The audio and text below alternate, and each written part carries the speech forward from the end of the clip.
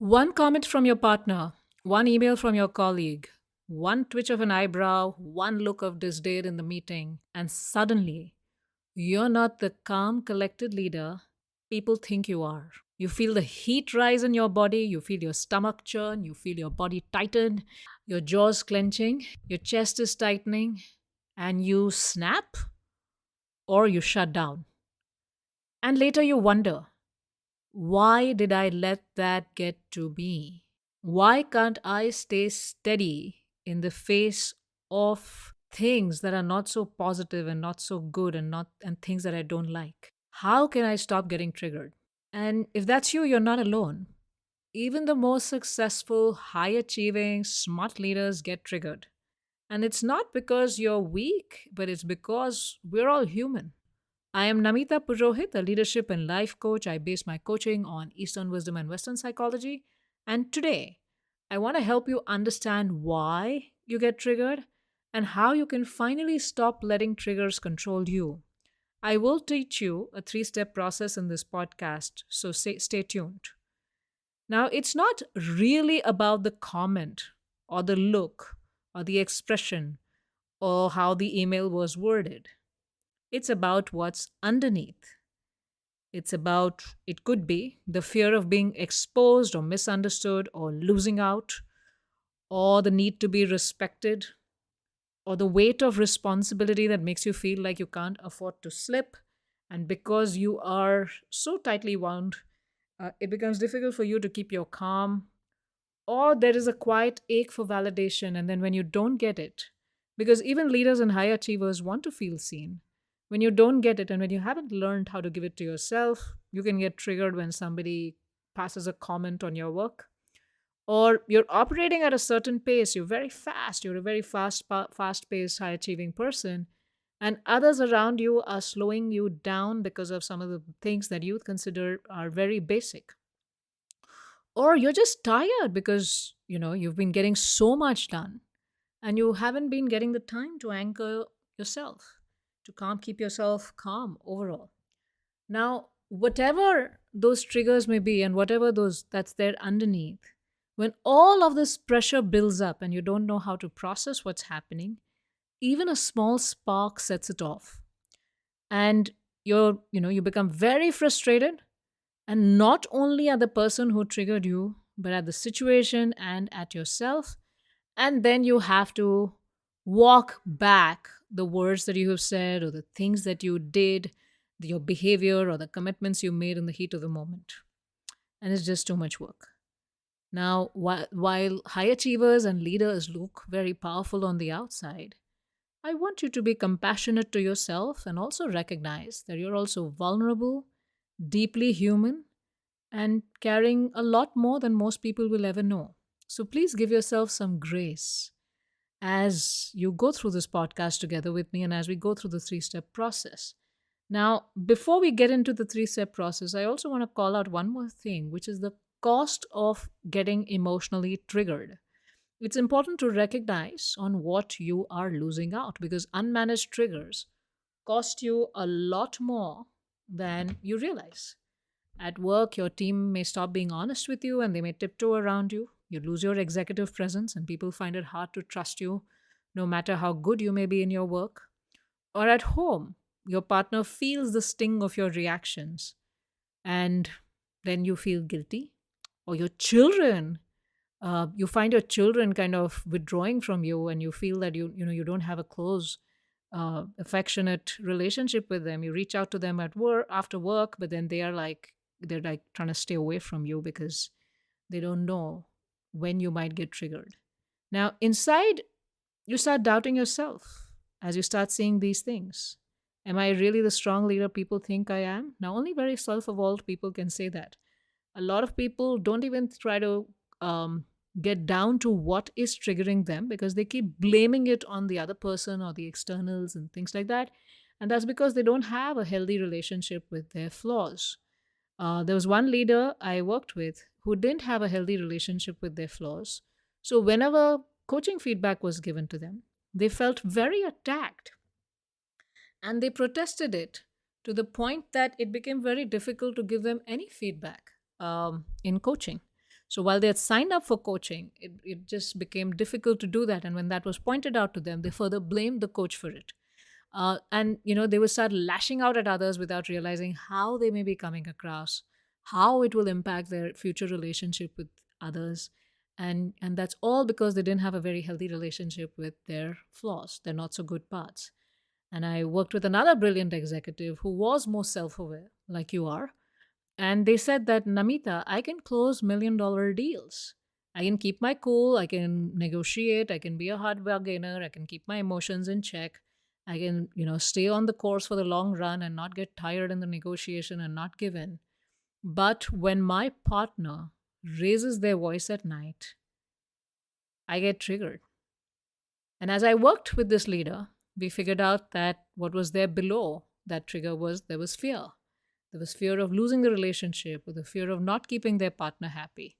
And then there was anger that they were losing control, or they were not up to the mark, and then they would start lashing out. So there's a lot that happens, the between the stimulus and response, and what happens inside is going to be different for every person. So while you can be strong in the boardroom, there can be fragility on the inside, and that needs work. And that's where the 3-step process comes into play. Now, this is my signature 3-step process that I share with my clients, I teach in my courses, and I coach people one-on-one on. And it's called FBC. Now, FBC. So F is feel. Now, this is something you want to learn how to practice in the moment as you are getting triggered. And it's going to be difficult to do it in the moment right from the beginning, but you can start doing it in hindsight, in the night as you close your day, or in hindsight of the incident, because it's much easier. And gradually, as you start getting better at doing it in hindsight, you'll start getting better at doing it in the moment, and also stop from getting triggered. Now, the first step is F, which is feel. Now, when you are in that situation, what are you feeling in that moment? There's a lot that's happening inside before which it comes out as behavior on the outside, which could be snapping at people, or it could be a complete shutdown inside. Yeah, that's all behavior. But that's not what I'm interested in. What I'm really interested in is for you to look into what's happening before that behavior.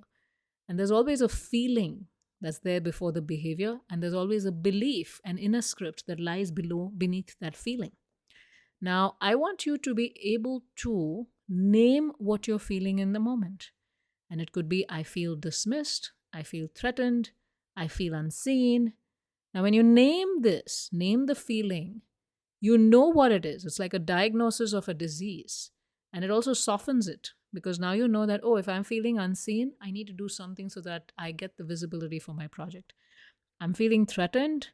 Okay, I need to find a way so that I can start feeling safe in my body again. Or I'm feeling dismissed. Okay, I'm going to present myself in a way in which I'm not dismissed the next time, and I'm going to let people know that, hey, I'm trying to share something, and I'd like my time to share my piece. Right? So there are ways to handle things once you're able to once you're able to diagnose what's happening inside of you that's making you uncomfortable. And naming also reminds you that you're human.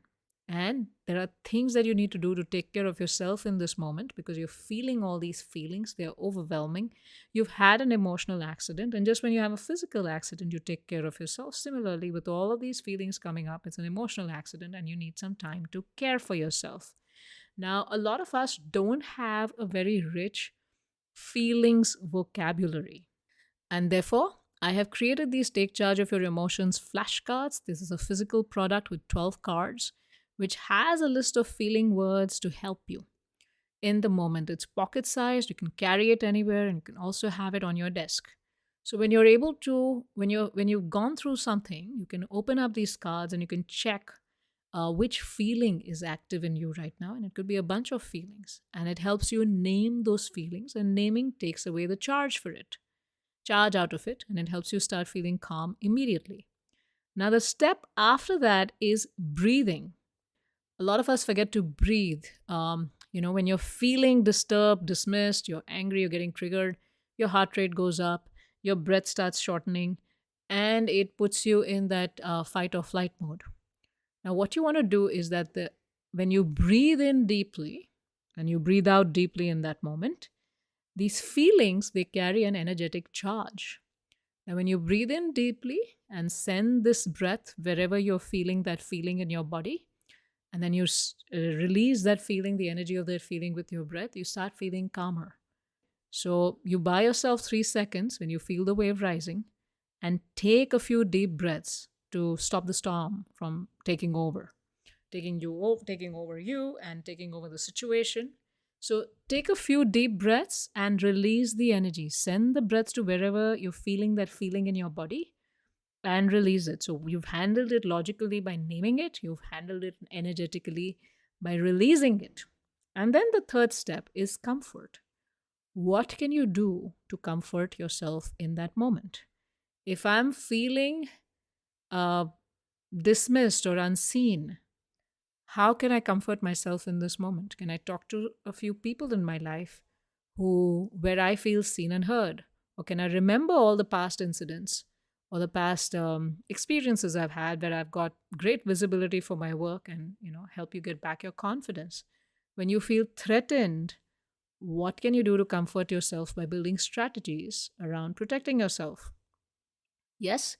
So, therefore, it's called emotional intelligence. So, once you're able to name your emotions, there's a lot of intelligence in those emotions, and you're able to build strategies around comforting yourself and calming yourself, and also doing physical things to calm yourself. It could be going out for a walk, it could be, drinking your favorite cup of tea, it could be some exercise, it could be maybe talking to a friend or chanting some prayers. Different things would work for different people in how they feel comforted, and you want to do what is comforting for you in the moment. Another thing that I have created that you could get along with the Take Charge of Your Emotions flashcards is a Calm Companion crystal healing bracelet. So that bracelet I have created is made of amethyst, rose quartz, and black onyx. And what it does is that the amethyst helps you calm your third eye chakra, the Agna chakra, and it helps you stay in a calm state. That's the energy the amethyst brings in. The black onyx, a single black onyx in that bracelet, protects you from a lot of negative energy and negativity and builds a shield around you. And the rose quartz helps you stay calm. It helps you keep your root chakra and your heart chakra very calm. So, for those of us who keep getting triggered a lot more often or who are in very high pressure, demanding jobs and businesses, I think the Calm Companion bracelet is a perfect thing for you to have with you, to wear it on your body. Or some of us don't want to wear it. It's something you could carry it, or something you could keep it on your desk, and the energy will still reach you and protect you. Once you've done the feel, breathe, and comfort, and you've calmed yourself down, and some of us would want more physical tools, and I've shared those links with you with the flashcards and the bracelet. Once you're calm, what you can then do is choose from your higher self.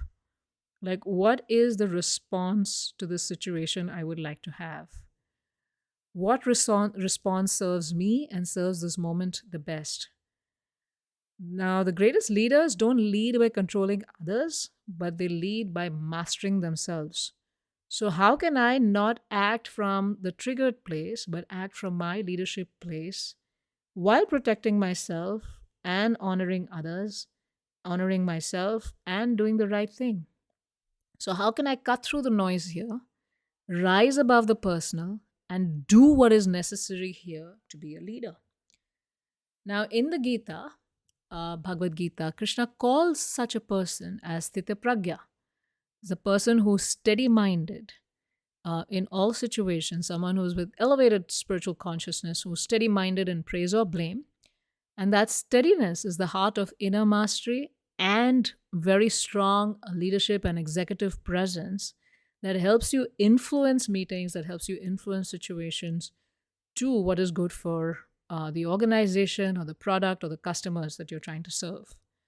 Now, in summary, being triggered means you're either carrying wounds that need healing or inner scripts that need shifting. And some of the inner scripts could be, I must be respected in every situation, or when people don't appreciate me, then it's the end of my world. And I'm just exaggerating these things, but These are some of the scripts that we have.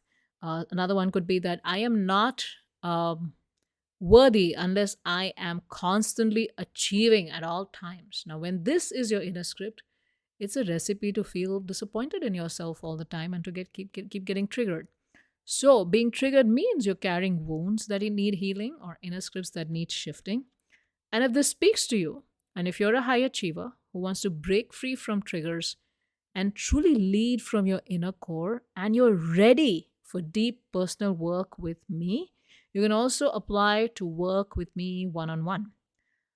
Now, for those of us who don't prefer one on one work and think that's too personal, and who like a self paced approach to this, I invite you to join the Self Mastery Academy, where the entire focus of that Self Mastery Academy membership is collection of courses, coaching, and community, group coaching and community, and you could choose to have group coaching or not, is to help you master your inner self.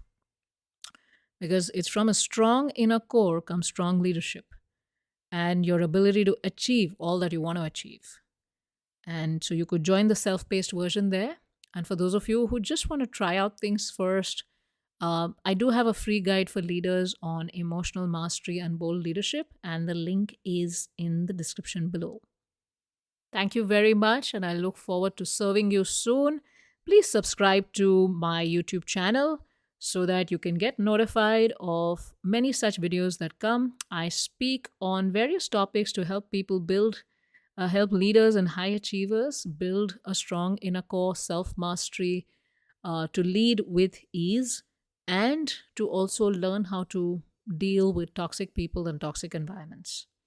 Thank you very much, and bye bye.